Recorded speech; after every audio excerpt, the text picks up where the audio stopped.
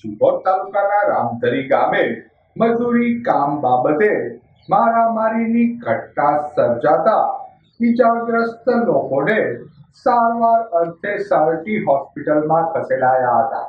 બનાવ અંગેની પ્રાપ્ત વિગતો મુજબ સિહોર તાલુકાના રામધરી ગામે મજૂરી બાબતે અગાઉ થયેલ બોલાચાલીનો કેસ થયો હોય, જે બાબતે પોલીસ સ્ટેશને હાજર થવા જઈ રહેલા મનસુખભાઈ ભીખાભાઈ પરમાર અને બલવાનભાઈ રામજીભાઈ પરમાર ઉપર સામા પક્ષના લોકોએ હુમલો કરી ઈજાઓ પહોંચાડી હતી.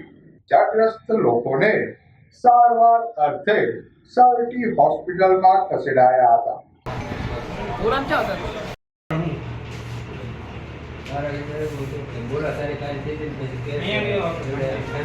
અમે ગામ રામધરીથી આવ્યા છે. મારું નામ રાહુલભાઈ માધુભાઈ નામ છે. અમે મજૂરીએ ગયા હતા.